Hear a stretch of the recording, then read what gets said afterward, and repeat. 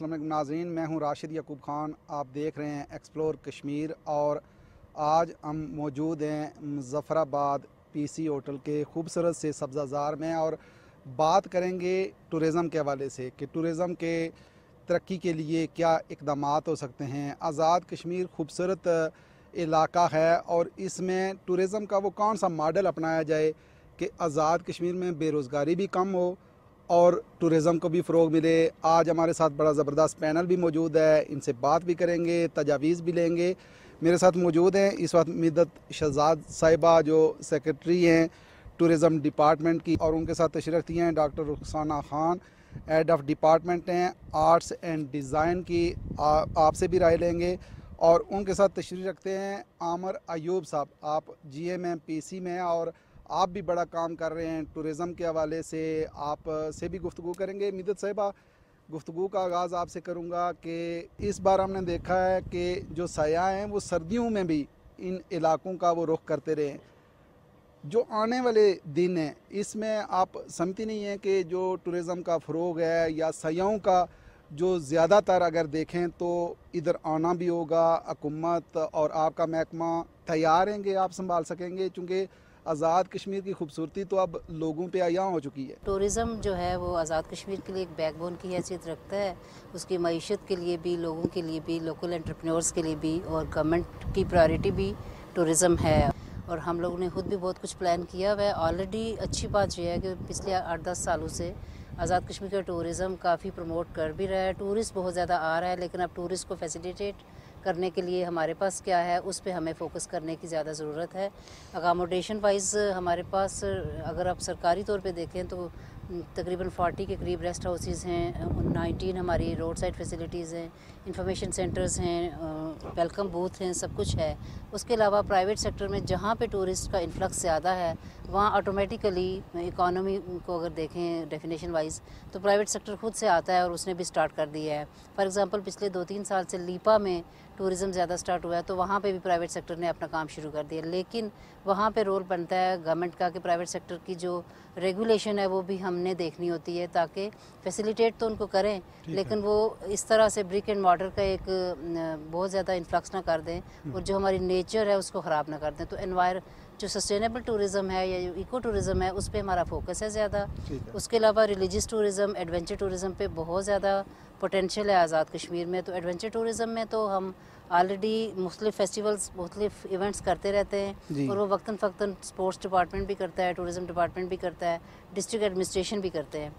और उसके अलावा जो हमारे जो प्लानिंग है उसमें प्राइवेट इन्वेस्टमेंट को बहुत ज़्यादा फोकस किया हुआ है, ताकि हम मैक्सिमम जो रेगुलेशन और फैसिलिटेशन का काम तो गवर्नमेंट के पास रह जाए और जो काम है असल में टूरिज़म का वो प्राइवेट सेक्टर के पास जाए।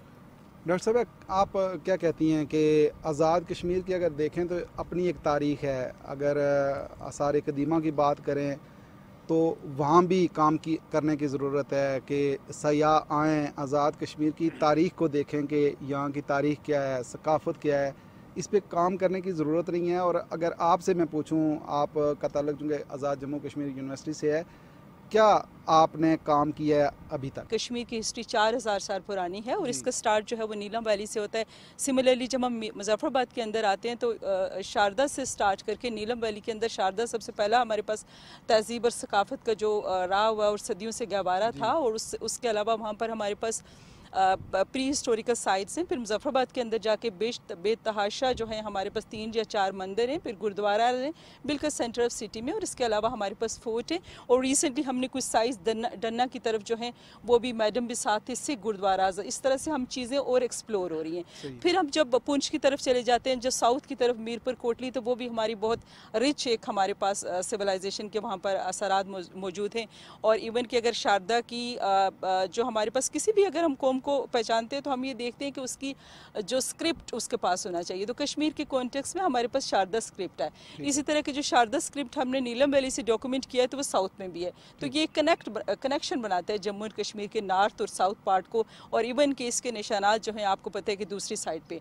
तो कश्मीर को टूरिज़म के कॉन्टेक्स्ट में प्रमोट करने के लिए मैं समझती हूँ कि लोगों को ये फेस देखना चाहिए कश्मीर के हिस्ट्री और हेरिटेज साइट के कॉन्टेक्स्ट में, कि वो कौन से साइट्स हैं जो दोनों तरफ जम्मू एंड कश्मीर कश्मीर के एतराफ़ में डिवाइड है, क्योंकि हम कल्चर और हेरिटेज को हमेशा हम इस सेंस में लेते हैं कि आइडेंटिटी होती है लोगों की, और कश्मीर कॉन्फ्लिक्ट के अंदर इसका बहुत बड़ा रोल है। एक तो ये आइडेंटिटी है जम्मू एंड कश्मीर के रहने वाले लोगों की, और वाइदर पार्टीशन से पहले जो भी पंडित या बाकी लोग वैलीज़ के अंदर रहते थे उनकी इस साइट्स के साथ लोगों की आते जाते थे और उनकी एक एफिलिएशन है। इस तरह मुस्लिम्स हमारे पास साइट्स हैं, और हमारे पास जितने मज़ारात हैं ज़ाहिर इसके अंदर शामिल हैं, या जो हमारी तहज़ीब के इस्लामी तहज़ीब के जो मराकिज़ रहे हैं वो भी लोगों के लिए, दूसरी तरफ के लोगों के लिए एक अट्रैक्शन रखते हैं। तो अगर हम टूरिज़म के कॉन्टेक्स्ट में देखें तो इन सब चीज़ों को प्रमोट करने की पहले से ज़्यादा ज़रूरत है। आमिर अयूब साहब, आपकी तरफ मैं बढ़ूँगा।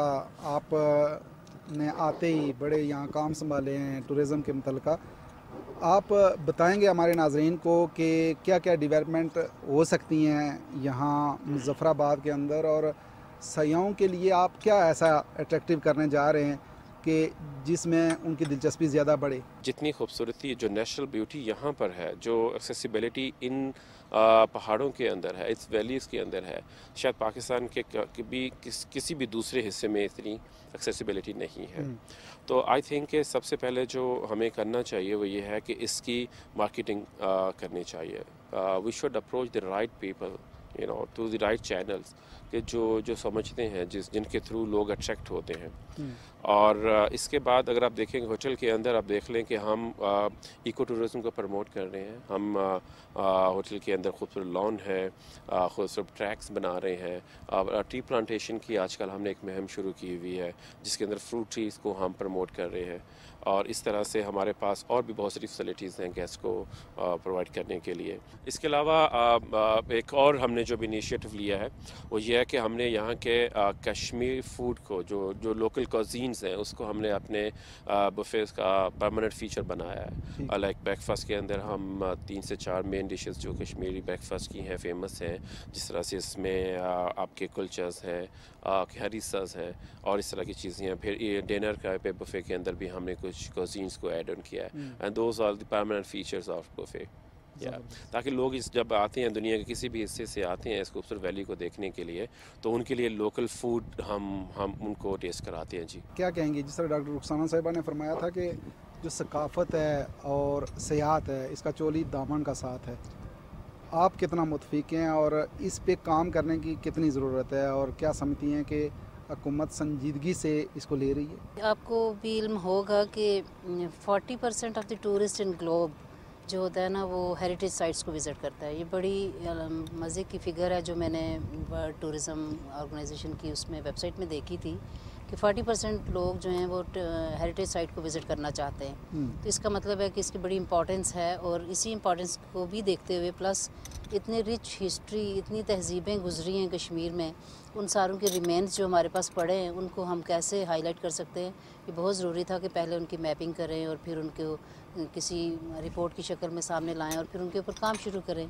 तो मेरा जो पहला टेन्योर था टूरिज़म का 18 से 21 तक, उसी में मैंने ये इनिशिएट कराया था कि बजाय इसके कि ये सर्वे जो था ये किसी आम कॉन्ट्रैक्टर को मिले, ये उन प्रोफेसर्स को जाना चाहिए, उन रिसर्चर्स को जाना चाहिए जो इस पे काम कर रहे हैं। तो हज़ारा यूनिवर्सिटी, कायद यूनिवर्सिटी और AJK यूनिवर्सिटी के सारे जो बंच ऑफ बेहतरीन एक्सपर्टीज़ थे उनको हमने शामिल किया, और इत्तफाक से Azad Kashmir university of AJK में शारदा सेंटर कायम कर चुकी थी, डॉक्टर रुखसाना की मामनत से वहाँ हो चुका था। तो हमने उसी शारदा सेंटर को, चूँकि यही हेड कर रही थी, तो इनकी हेडशिप में एक पूरा हमने ग्रुप बनाया, उस ग्रुप को हमने ये सर्वे दे दिया, और उस सर्वे में जो SOP जो हमारी कंडीशन थी वो ये भी थी कि ना सिर्फ मैपिंग करें, हिस्टोरिकल अकाउंट बताएं, बल्कि कुछ जगहों को अगर आप रेकमेंड कर दें कि ये रेनोवेशन की इनकी फौरी ज़रूरत है, उनका PC1 भी हमें तैयार करके दे दें, क्योंकि जो आर्कियोलॉजिकल साइट्स के PC1 होते हैं वो ज़ाहिर आम बंदा नहीं बना सकता, वो एक्सपर्ट्स ही बना सकते हैं। तो इन्होंने बहुत कम वक्त में बहुत अच्छी सी हमें रिपोर्ट पेश कर दी है, बल्कि ये रिपोर्ट हमारे सामने है इस वक्त। इस रिपोर्ट में इन्होंने इसके साथ 4 PC1 भी बना के दे दिए हैं, जो डिफरेंट टेंपल्स और एक गुरुद्वारा है शायद, उनकी रेनोवेशन के लिए, बल्कि मज़ीद 2 ये में एक्स्ट्रा बना के दे रहे हैं, जो कि हमने इनके स्कोप में नहीं भी रखा था, वो साउथ वाली साइड से। तो इसका मतलब है कि ये भी बहुत अच्छा काम कर रहे हैं, प्लस गवर्नमेंट बहुत सीरियस है। तो गवर्नमेंट ने हेरिटेज साइट्स को प्रिजर्वेशन के लिए इनके साथ मुसलसल लिहाज़ान रखा हुआ है, जो कि हम मज़ीद भी इनसे PC1 लेके एक रेस्टोरेशन हमने स्टार्ट कराई हुई है रेड फोर्ट की, जो कि हमने हमने वॉल सिटी लाहौर अथॉरिटी के हवाले की हुई है, क्योंकि उनके साथ आगा खान कल्चरल स्पोर्ट्स प्रोग्राम के लोग भी हैं और एक्सपर्टीज़ भी हैं। तो रेड फोर्ट का तकरीबन फाइनल स्टेजेस पे काम जा रहा है। बहुत ह्यूज एक हमारा प्रोजेक्ट था जो कंप्लीट, वो दिसंबर तक इंशाल्लाह होना है। तो मेरी कोशिश है दिसंबर से भी पहले हो जाए। आप क्या कहती हैं कि जो नौजवानों का अपनी तहजीब और सकाफत से बढ़ता हुआ फासला है, इसको कैसे कम किया जा सकता है? बासियत यूनिवर्सिटी प्रोफेसर मैं समझती हूँ कि ज़ाहिर है सबसे ज़्यादा यूथ तो हमारे पास होता है और हज़ारों की तादाद में स्टूडेंट्स होते हैं, और बाखूबी AJK यूनिवर्सिटी अपने इस रोल को अदा कर रही है कि हम एक तो हमने जो कोर्सेज़ इंट्रोड्यूस कराएं, जैसे मैडम ने कहा था Sharada centre of learning archaeology और कल्चर हेरिटेज, जिसके एम्स और ऑब्जेक्टिव्स के अंदर ये था कि हम न सिर्फ बच्चों को हेरिटेज या आर्कियोलॉजी की प्रॉपर तालीम दें आर्ट एंड डिज़ाइन के साथ साथ, बल्कि उसके साथ साथ हम उनके जो टेंजेबल जो उनका रोल है वो इसके अंदर उनकी पार्टिसिपेशन या ऑनरशिप जो होती है यूथ को, उसको इस तरह से करें कि उनको इन्वॉल्व करें।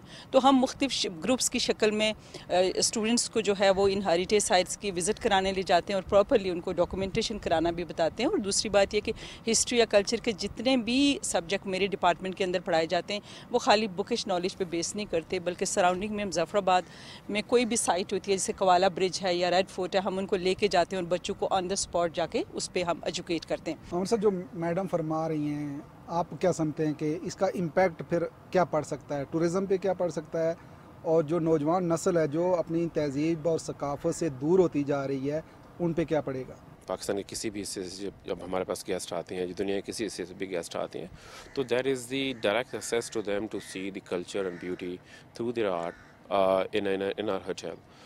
एक तो ये है कि हम यूथ के साथ कनेक्ट होना चाह रहे हैं, और ये हमारे DC का भी विज़न है कि हम आर्ट और कल्चर को प्रमोट करें, और स्पेशली जो यंग आर्टिस्ट हैं उनको प्रमोट करें, उनकी हौसला अफजाई करें, उनके काम को हम आगे लेकर आएँ। और ये डॉक्टर साहबा के साथ मिलकर हमने एक इनिशिएटिव लिया है, and thank you so very much ma'am for taking us on board. जल्दी आप देखेंगे कि PC के अंदर आपको एक आर्ट गैलरी आपको नज़र आएगी जिसमें हम कश्मीर के कल्चर को प्रमोट कर रहे होंगे। आपसे मैं ये सवाल करूँगा कि आप आज़ाद कश्मीर में जो सयाह हैं दाखिल होते हैं, तो वो ये कहते हैं कि हमें वो कॉन्सेप्ट जो कश्मीर का ले के आते हैं वो नज़र नहीं आता, क्योंकि हर तरफ देखें तो बिल्कुल बंजर ज़मीनें और कोई पौधे नहीं हैं। कहना उनका ये होता है कि अगर एंट्री पॉइंट जितने भी हैं वहाँ फलदार पौधे दोनों अतराफ लगे हों, तो जहन में फिर कश्मीर का जो असल कंसेप्ट है वो आए। इस पे काम करने की ज़रूरत नहीं है, कोई महकमा ज़िम्मेदारी लेने के लिए तैयार नहीं है। अगर आप लोगों से पूछें तो आप कहेंगे कि जी ये हमारा काम नहीं है, ज़राअत वालों का है। लेकिन ऐसा तो हो सकता है ना कि ज़राअत से मिल के फलदार पौधे दोनों अतराफ लगाए जाएँ सड़कों के, तो कश्मीर हकीकी जन्नत नज़र आए। एक्चुअली टूरिज़म जो है वो किसी एक डिपार्टमेंट का काम नहीं होता। टूरिज़म बड़ा इंटर रिलेटेड होता है। एजुकेशन, ज़राअत, जंगलात, स्पोर्ट्स, ये तमाम डिपार्टमेंट्स जो है ना ये टूरिज़म से रिलेटेड होते हैं, इवन डिस्ट्रिक्ट एडमिनिस्ट्रेशन भी। तो हम इंटीग्रेटेड अप्रोच के ऊपर उतना ज़्यादा फोकस नहीं करते जितना इंडिविजुअली सारे डिपार्टमेंट्स चल रहे होते हैं। बट मेरी तो हमेशा इंटीग्रेटेड अप्रोच रही है। मैंने पहले भी जब ये चार्ज था मेरे पास तो मैं तमाम डिपार्टमेंट्स को ऑन बोर्ड करती थी। इवन जो धीरकोट में हमने एग्रो टूरिज़म पे एक मतलब इवेंट सा कराया था जब सेबों का राइप का टाइम था, तो वहाँ पे इसी तरह हमने मैंगो फेस्टिवल इसीलिए रखवाया था भिम्बर में कि जब मैंगो उधर होते हैं तो लोगों को पता होना चाहिए कि एक स्पेशल किस्म का मैंगो है जो सिर्फ इस इलाके से मिलता है। तो मैं तो बहुत इस बात पे बिलीव करती हूँ कि इंटीग्रेटेड अप्रोच होनी चाहिए।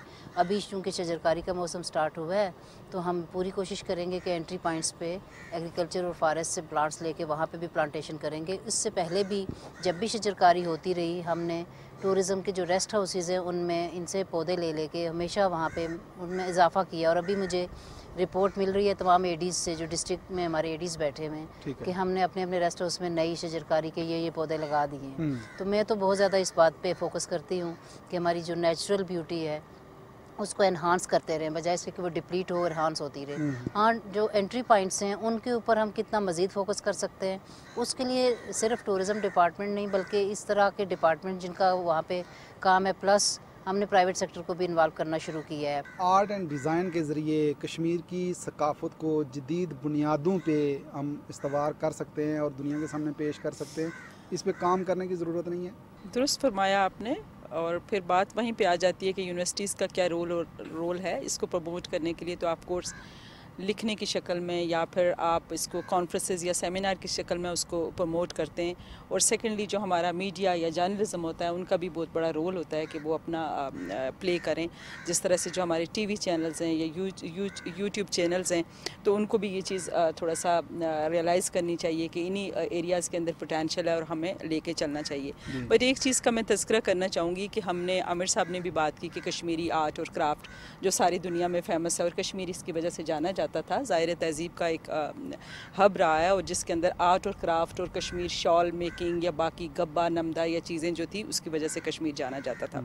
और सेकेंडली ये बहुत बड़ी एक इंडस्ट्री थी। जिस तरह से आमिर साहब ने कहा कि यहाँ पर भी हम डिस्प्ले करेंगे, तो एक वो जो इनिशिएटिव है मैं समझती हूँ कि उसका जिक्र हो जाना चाहिए कि क्या दुनिया किस तरह से कश्मीर के नौजवानों का जो किया हुआ काम है आर्ट और क्राफ्ट, उसको एक तो हम गैलरीज़ के थ्रू और दूसरी एक मैडम जब सेक्रेटरी IT थी तो इनका एक इनिशिएटिव ये भी था कि एक कश्मीर बाज़ार, वैसे तो जर्नली इन्होंने एक वेबसाइट डेवलप की तो उसके अंदर कश्मीर बाज़ार के अंदर एक आर्ट एंड डिज़ाइन जो मेरे डिपार्टमेंट का सेगमेंट है उसके स्टूडेंट्स का भी काम डिस्प्ले हुआ और हमने प्राइसेस के साथ जो भी बेहतरीन किस्म की आर्ट पेंटिंग क्राफ्ट के नमूना जाते वो हमने इनके हवाले किए और इन्हें अपलोड किए। आमिर साहब, मैं आपसे पूछूंगा कि आज़ाद कश्मीर में टूरिज़म को अगर ले के मैं आपसे पूछूं, क्या तजावीज़ हो सकती हैं आपकी कि इसको कैसे डेवलप किया जाए? कौन सा तरक्की का ऐसा मॉडल है जो अपनाया जाए? बहुत सारे ऐसे ममालिक के जो टूरिज़म पे ही चल रहे हैं और टूरिज़म इंडस्ट्री बन सकती है। आज़ाद कश्मीर में खूबसूरती तारीख़ पे हम बात कर रहे हैं कि अपनी तारीख़ रखता है, खूबसूरती में बेमिसाल है। तो आपकी क्या तजावीज़ होंगी हुकूमत आज़ाद कश्मीर को कि फ़लाँ मुल्क का तरक्की का ये मॉडल अपनाएं तो आज़ाद कश्मीर एक बेहतरीन रियासत बन सकती है? इसकी जो सबसे बेसिक USP है, जो यूनिक सेलिंग पॉइंट है, अगर हम कश्मीर की खूबसूरती की बात करें तो it's all natural, it's still to be explored. अगर आप इसी खूबसूरती को देखें जो दुनिया में बाकी जो खूबसूरत तरीन मुल्क हैं जैसा स्विट्ज़रलैंड है या बाकी हैं, अगर उनको कंपेयर करें तो उससे ज़्यादा खूबसूरत है मेरे ख्याल में। नेचुरल चीज़ें यहाँ पर ज़्यादा हैं, यहाँ पर आर्टिफिशियल चीज़ें कम हैं। यहाँ के माउंटेन, यहाँ के weather, it's not hard like बाकी कंट्रीज़ की तरह से कि बहुत गर्म है या बहुत ठंडा है। It's a pleasant weather in all 4 season, आप इजीली जा सकते हैं। बट द पॉइंट इज़ कि इसमें 2 चीज़ें जो मुझे लगता है कि इसमें करने की ज़रूरत है। नंबर 1 कि आपको लॉजिस्टिक्स अपने बेहतर बनाने पड़ेंगे। ठीक है। यहाँ पर एयरपोर्ट नहीं है, नंबर 1। नंबर 2, यहाँ पर जो रोड इंफ्रास्ट्रक्चर है उसको मज़ीद डेवलप करने की ज़रूरत है। और टॉप ऑफ दैट इसको मार्केट करने की ज़रूरत है, दुनिया को बताने की ज़रूरत है। हमें वो राइट मार्केटिंग चैनल्स यूज़ करने की ज़रूरत है। इनफैक्ट मैं मिस मेदद एक दिन डिस्कस कर रहे थे एक टेक्नोलॉजी को यूज़ करते हुए हम क्यों नहीं प्रमोट कर सकते कश्मीर को, which is VR, visual reality.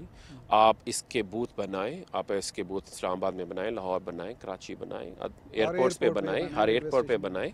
और इस 3x3 का क्यूबिकल एक VR आप बूथ बनाएं, उसमें आप चंद सेकंड्स की क्लिप दिखाएं, कश्मीर के वेदर को उसके अंदर प्रेजेंट करें, उसकी खूबसूरती को दिखाएं, तो लोग अट्रैक्ट होंगे। आपका मीरपुर भी हम देखें तो बड़े बड़े इन्वेस्टर बैठे होते हैं, वहाँ ये मुकाबले तो हैं कि हम बड़े बड़े महलात तामीर करें, कोठियाँ तामीर करें, लेकिन उन लोगों को आप टूरिज़म की तरफ ले कर आ सकते हैं, उनको ऐसी सहूलियात अगर दें तो वो अपना सरमाया यहाँ लगा सकते हैं टूरिज़म पे, तो उनको आप लोग क्यों नहीं लाते?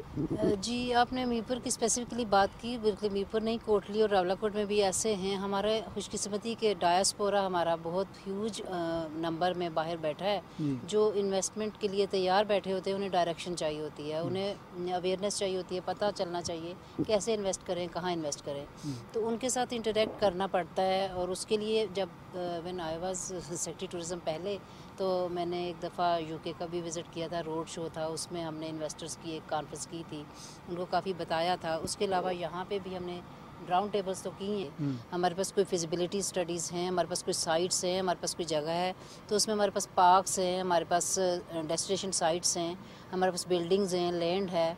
उसके अलावा हम चेयर लिफ्ट्स मुख्तलिफ जगहों पे ऑफ़र कर रहे हैं कि वहाँ होनी चाहिए। फिर हम एक और नया कॉन्सेप्ट ला रहे हैं कि इंटीग्रेटेड टूरिज़म जोन्स डिक्लेयर करवा दें कुछ जगहों को। फॉर एग्जांपल गंगा चोटी को हम टूरिज़म जोन डिक्लेयर करना चाहते हैं, तो वो पूरे का पूरा जोन एक इन्वेस्टर को दे दें, तो वो इन्वेस्टर फिर उसमें पूरी प्लानिंग के साथ वहाँ पे उसको डेवलप करेगा, एज स्कीइंग रिजॉर्ट गंगा चोटी को डेवलप कर लेगा। आप इन्वेस्टर्स को पैगाम क्या देंगी कि कितना महफूज है उनका सरमाया अगर वो इधर लगाना चाहें? और दूसरा ये कि आज़ाद वतन अगर देखें तो तकरीबन 13 से 14 किलोमीटर वो झील बन चुकी है, वहाँ बोटिंग की ज़रूरत नहीं है, वहाँ काम करने की ज़रूरत नहीं है कि सयाह बिल्कुल पिंडी इस्लामाबाद से 2 घंटे की मसाफत पे वहाँ जा सकते हैं। मैं क्योंकि एक फील्ड आर्कियोलॉजिस्ट हूँ तो कोई हिस्सा मैंने छोड़ा नहीं कश्मीर का, लीपा से लेकर एक्सट्रीम जो है शारदा और पहाड़ों पे, तो मैंने कभी कोई थ्रेट फील नहीं की। तो उस हिसाब से मैं समझती हूँ कि ये महफूज तरीन जगह है टूरिस्ट के लिए। और आपकी बात सही है कि approach is very nearest, Islamabad से टूवर्ड पत्तन की तरफ चले जाएँ, बजाय इसके कि आप मरी आएँ तो वो भी बहुत ज़्यादा टूरिस्ट होते हैं, वो वनरेबल हो गया। तो लोगों को नई टूरिस्ट डेस्टिनेशन देखने के लिए मेरा ख्याल है कि कश्मीर जो है वो एक बेहतरीन जगह है और वो बच्चों और फैमिली के साथ कहीं भी हाइकिंग पे और ट्रैकिंग पे या बाकी जगहों पे जा सकते हैं। आप तीनों का बहुत बहुत शुक्रिया, आपने टाइम दिया, चूँकि टाइम कम था वरना गुफ्तगू का सिलसिला हम आगे बढ़ाते। जी नाज़रीन, प्रोग्राम आपने देखा और अल्लाह करे कि आज़ाद कश्मीर में सयाहत के फ़रोग़ के लिए जो इक़दामात यहाँ उठाए जा रहे हैं आज़ाद कश्मीर हुकूमत की तरफ से, ये लोगों के लिए तो हौसला अफज़ा हैं, लेकिन ये पाए तकमील तक पहुँचे हैं। इसी के साथ ही राशिद याकूब खान को मुज़फ़्फ़राबाद से दीजिए इजाज़त। अल्लाह निगहबान।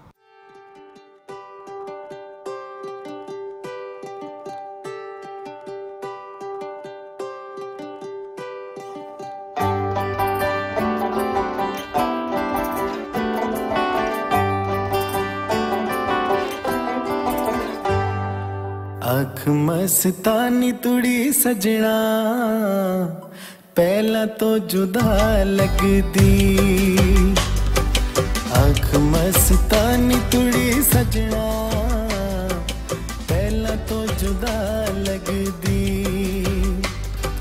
कुछ गल होई जरूर आज क्यों खफा लगदी, कुछ गल क्यों खफा लगदी।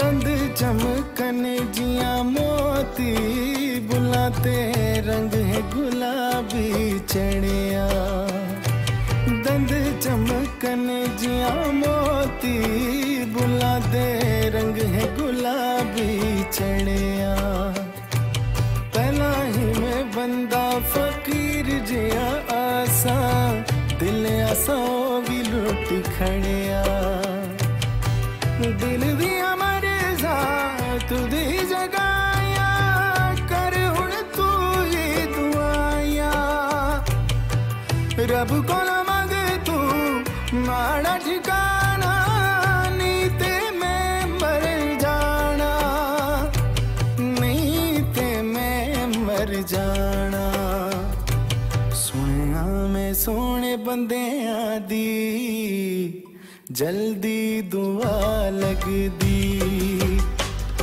सुनिया मैं सोने बंदे दी जल्दी दुआ लगदी,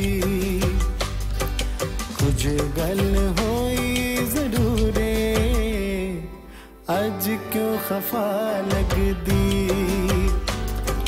अख मस्तानी तुड़ी सजना पहला तो जुदा लगदी।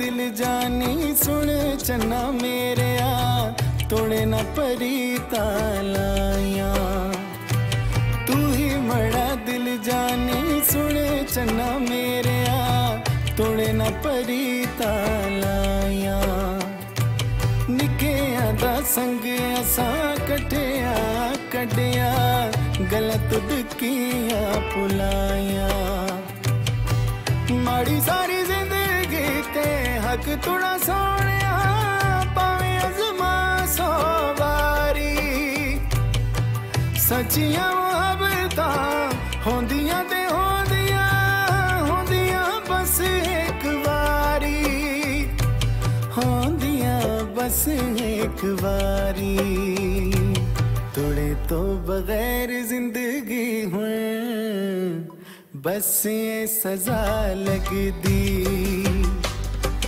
तोड़े तो बगैर जिंदगी हुए बस ये सजा लगदी कुछ गल होई जरूर आज क्यों खफा लगदी